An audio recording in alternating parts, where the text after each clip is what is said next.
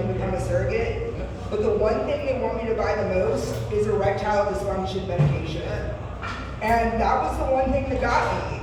The ad asked me, are you concerned with why your dick isn't hard? And I was like, yeah, I'm concerned. So I bought some. I haven't grown a dick yet, but I planted the seeds and I've got my fingers crossed.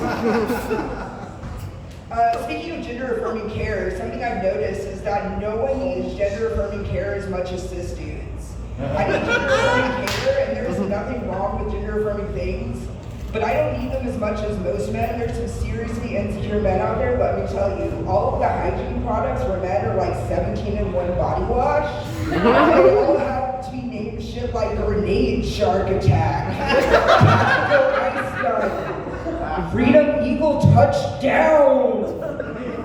Listen, I'm a grown-ass man. If I want to smell like coconuts, I'm gonna fucking smell like coconuts. Another thing about me is I smoke entirely too much weed, and I have some of the stupidest thoughts. Like, why doesn't Aladdin have nipples?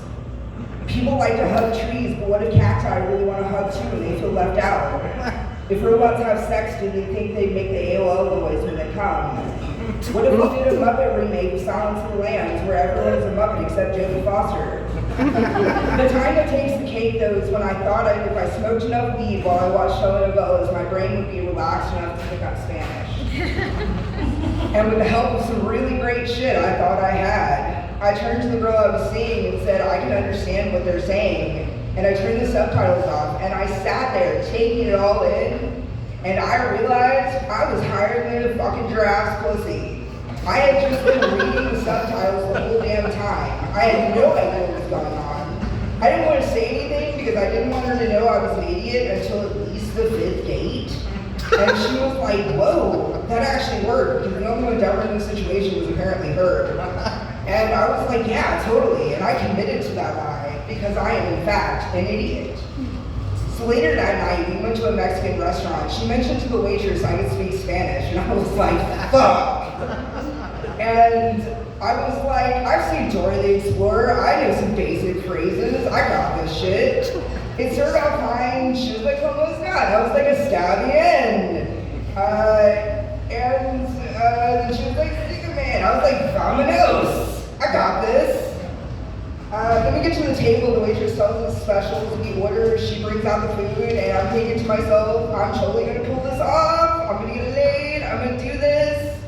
She comes back to the table, she does a bunch of stuff in Spanish.